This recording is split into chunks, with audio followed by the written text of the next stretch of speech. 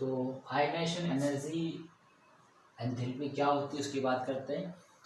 The amount of energy required, एक energy का amount जो कि रिक्वायर्ड होता है किस लिए, to remove the valence electron of an isolated gaseous atom. कैसा, मान लीजिए हमारे पास एक गैसियस एटम है। कौन सा एटम है, गैसियस एटम है, और वो गैसियस एटम भी कैसा है, आइसोलेटेड है। आइसोलेटेड का मतलब क्या होता है, उसके आसपास कुछ भी नहीं है। क्या है, उसके आसपास कुछ भी नहीं, वो अकेला है, उसके कांटेक्ट में कोई सा एटम नहीं है।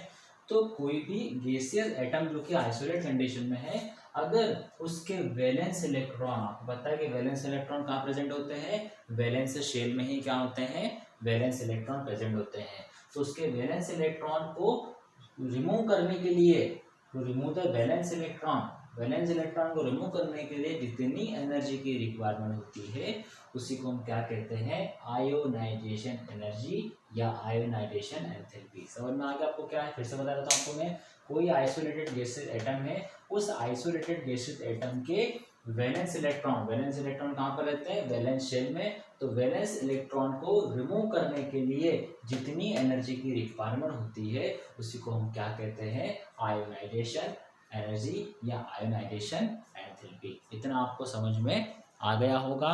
अब हम आगे बढ़ते हैं, देखते हैं। जैसे हमने फॉर एग्जांपल के लिए नाइट्रोजन का एग्जांपल लिया, क्या करा हमने, नाइट्रोजन का एग्जांपल लिया। तो नाइट्रोजन में क्या होता है, इलेक्ट्रॉन कॉन्फ़िगरेशन क्या होता है, 1s2 2s2 2p3। मतलब नाइट्रोजन का एटॉमिक नंबर कितना होता है, 7। 2 to 4 और 3 7 इलेक्ट्रॉन हमारे यहाँ पर हो गए। तो 7 इलेक्ट्रॉन हो गए, तो आपको पता है कि लास्ट जो हमारे दो है वो शेल, वो कौन से शेल है, वैलेंस शेल। और आपको पता है कि वैलेंस शेल में हमारे वैलेंस इलेक्ट्रॉन प्रेजेंट होते हैं। तो ये हमारा क्या है, वैलेंस शेल। और आउटर शेल की बात करें, इसकी बात करें, मान लीजिए हमारा नाइट्रोजन का एटॉमिक नंबर 7 है, इलेक्ट्रॉन कॉन्फ़िगरेशन क्या उसका 1s2 2s2 2p3 है। अब 2p3 को मान लिया 2p2 कंडीशन में लाना है, मतलब यहाँ पे क्या करना है, एक जो इलेक्ट्रॉन है जो कि कहाँ पर है, पी में है, उसको हमको क्या करना, रिमूव करना है। यहाँ मैंने लिख दिया है 1 इलेक्ट्रॉन रिमूव। तो यहाँ में जो आउटर शेल है, आउटर शेल से अगर एक इलेक्ट्रॉन को रिमूव करना है तो सीधी सी बात है, आप जानते हैं कि एक इलेक्ट्रॉन को रिमूव करने के लिए बहुत ज़्यादा एनर्जी लगेगी। अब हम कैसे बता दें कि बहुत ज़्यादा एनर्जी लगेगी, तो इसको हम क्या करते हैं, इस फॉर्म में हम देखते हैं इसको। 2s2 2p3 इसको हमने बना लिया है, वैलेंस शेल को इसको हमने 1s2 में बनाया है क्योंकि वैलेंस शेल में नहीं आता है। 2s2 को इस फॉर्म में लिखेंगे अकॉर्डिंग टू हुंड्स रूल। आपने हुंड रूल पढ़ा है कि जब तक एक इलेक्ट्रॉन नहीं चले जाता तब तक हम पेयरिंग नहीं करते हैं। और 2p3 को हमने क्या करा, इस कंडीशन में लिखा। अब आप देखिए पी में मैक्सिमम कितने इलेक्ट्रॉन जाते हैं, 6 इलेक्ट्रॉन जाते हैं, लेकिन यहाँ पर कितना आपके सामने 1 2 और 3। इसका मतलब ये हमारा क्या है, हाफ फील्ड होता है। क्या होता है, हाफ फील्ड होता है। और आपको पता है कि हाफ फील्ड जो होता है वो क्या होता है, सबसे स्टेबल होता है। क्या होता है, ये स्टेबल होता है। इसलिए यहाँ पर क्या होगा, इसको रिमूव करना थोड़ा सा मुश्किल है। मुश्किल तो होगा लेकिन उसके लिए ज़्यादा एनर्जी की रिक्वायरमेंट होगी। तो क्या होता है कि अगर टॉप टू बॉटम की बात करें, टॉप टू बॉटम की बात करें तो आयनाइजेशन एनर्जी जो होती है वो क्या होती है, डिक्रीज हो जाती है। क्या हो जाती है, डिक्रीज। अभी इसको इरेज कर देते हैं, कंफ्यूजन ना आपको हो। आयनाइजेशन एनर्जी क्या होती है, डिक्रीज हो जाती है। डिक्रीज क्यों होती है, उस रीजन को समझना आपको। Because due to increase in size, size increase होता है तो nucleus attracting power becomes low. फिर समझते हैं कि ionisation enthalpy energy top to bottom decrease क्यों होती है। डिक्रीज इसलिए होती है, बिल्कुल ध्यान से सुनिए, क्योंकि जैसे हम टॉप टू बॉटम बढ़ते हैं तो एटॉमिक साइज क्या होता है, बढ़ता है। एटॉमिक नंबर भी क्या होता है, बढ़ता है। साइज बढ़ेगा तो उससे क्या होगा, न्यूक्लियस की अट्रैक्टिंग पावर भी क्या हो जाएगी, लो हो जाएगी। कैसे, क्योंकि जो शेल न्यूक्लियस के बिल्कुल पास थी, साइज बढ़ेगा तो सेल्स भी बढ़ेगी, साइज बढ़ेगा सेल्स बढ़ेगी, सेल्स बढ़ेगी तो न्यूक्लियस से डिस्टेंस क्या हो जाएगी, दूर हो जाएगी। न्यूक्लियस से डिस्टेंस दूर हो जाएगी तो न्यूक्लियस की पावर धीरे धीरे क्या होगी, कम होने लग जाएगी। जितना न्यूक्लियस के पास रहेगा, न्यूक्लियस उसको होल्ड करके रखता है, जकड़ कर रखता है, लेकिन जितनी जो दूर चले जाएगा इलेक्ट्रॉन साइज बढ़ने पे तो न्यूक्लियस की पावर भी क्या होती रहती है, कम होती जाती है।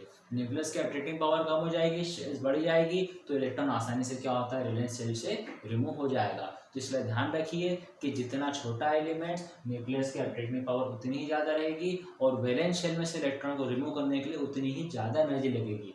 लेकिन जितना बड़ा एलिमेंट तो न्यूक्लियस की पावर भी क्या हो जाएगी, कम हो जाएगी। न्यूक्लियस की पावर कम होगी मतलब शेल्स बढ़ जाएगी, शेल्स बढ़ जाएगी तो वैलेंस शेल में से इलेक्ट्रॉन्स को रिमूव करना उतना ही क्या हो जाएगा, आसान हो जाएगा। इसलिए है कि टॉप टू बॉटम से क्या होता है, डिक्रीज होती है। अगर टॉप टू बॉटम डिक्रीज होता है तो लेफ्ट टू राइट की बात करें तो लेफ्ट टू राइट में हमारी आयनाइजेशन एनर्जी एंथैल्पी जो होती है वो क्या होती है, इंक्रीज होती है। क्या होती है, इंक्रीज होती है।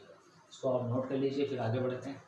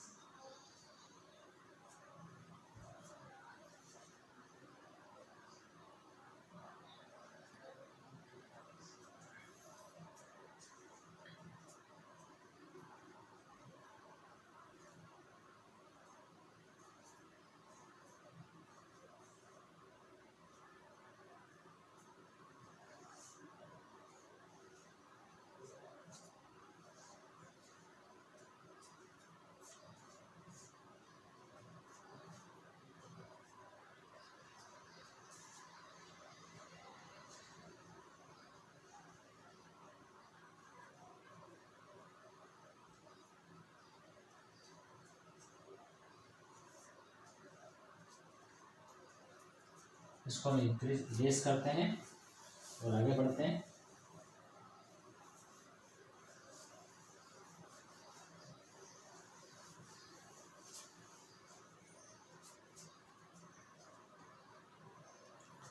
अब आयनेशन एनर्जी जो होती है वो तीन टाइप की होती है, IE1, IE2, IE3। Ionisation energy first, ionisation energy second, ionisation energy third. ये क्या होती है, जैसे फॉर एग्जांपल के लिए मान के चलिए कि हमने एक पी ब्लॉक बनाया, पी शेल बनाया सामने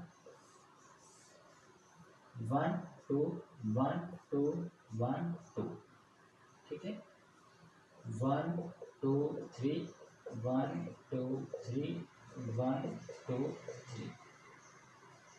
सबसे पहला वाला इलेक्ट्रॉन बाहर होगा तो आयनेशन एनर्जी फर्स्ट, दूसरा बाहर होगा तो IE2, तीसरा बाहर होगा तो IE3। मतलब सीधी सी बात है, एक इलेक्ट्रॉन बाहर हो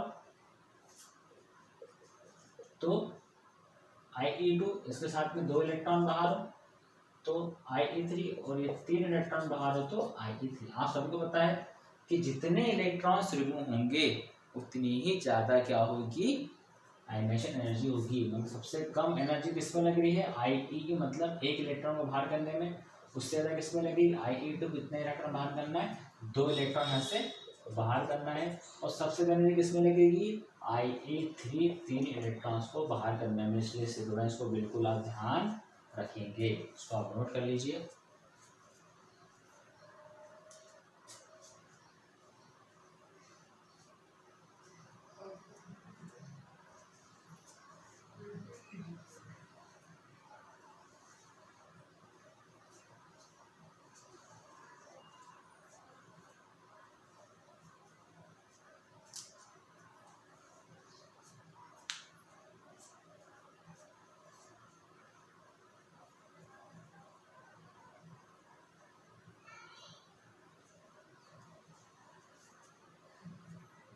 इसके बाद अगली प्रॉपर्टी का नाम है electronegativity.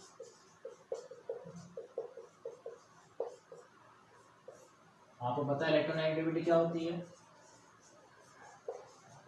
Left to right increase और टॉप टू बॉटम डिक्रीज। आपको बता चुका हूँ ट्रेनिंग क्या बनाया है।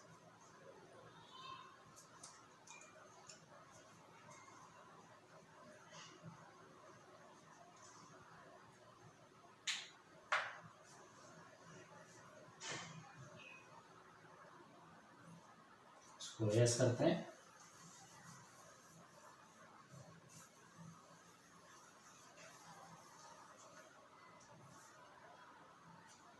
और कुछ फिजिकल प्रॉपर्टीज की बात करते हैं।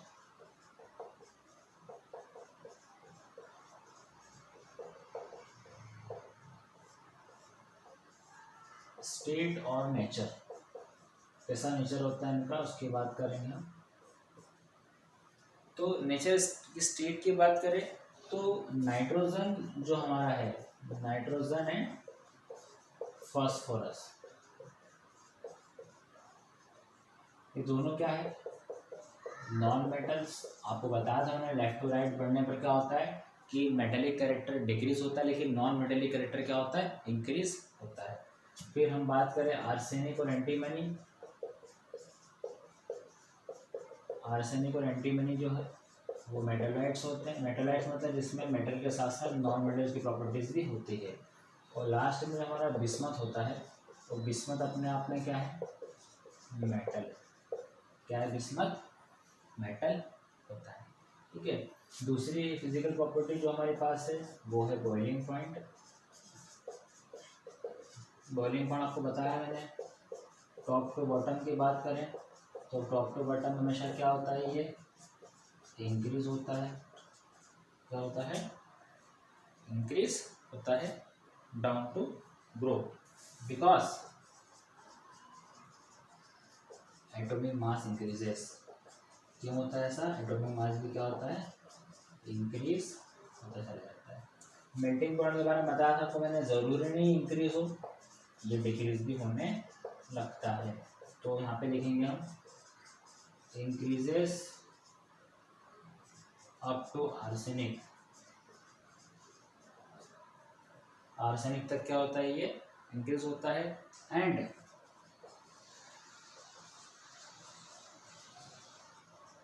Decreases after arsenic. आर्सेनिक के बाद क्या होता है, ये धीरे धीरे डिक्रीज होने लगे जाता है। और हम बात करें एक्सेप्ट नाइट्रोजन, नाइट्रोजन को छोड़कर all the elements of Scopa lithodomen group 15 forms shows allotropes.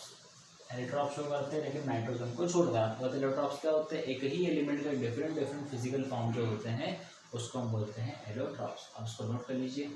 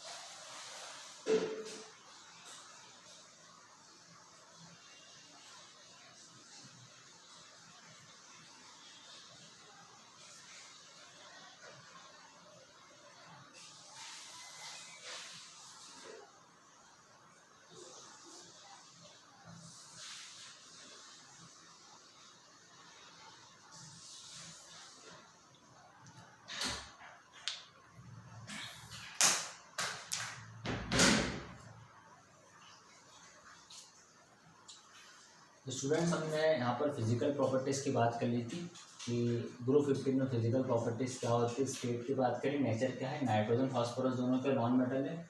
Arsenic antimony क्या है, मेटलाइट्स है। बिस्मथ क्या है, मेटल है। बॉइलिंग पॉइंट क्या होता है, top to bottom. Down to group क्या होता है, इंक्रीज होता है। क्यों, because atomic mass increase. Atomic mass क्या होता है, इंक्रीज होता है, इसलिए बॉइलिंग पॉइंट हमेशा क्या इंक्रीज होगा। लेकिन मेल्टिंग पॉइंट के बारे में बताया था कि जरूरी नहीं कि हमेशा इंक्रीज होगा। Increases up to arsenic, arsenic तक क्या होता है, इंक्रीज होता है। और डिक्रीज का होता है आर्सेनिक के बाद। उसके बाद हम बात करें एक्सेप्ट नाइट्रोजन, नाइट्रोजन को छोड़ दे तो जितने भी एलिमेंट्स होते हैं ग्रुप 15 के उसका एलेक्ट्रॉन शो करते हैं, एलेक्ट्रॉन को शो करते हैं। Thank you.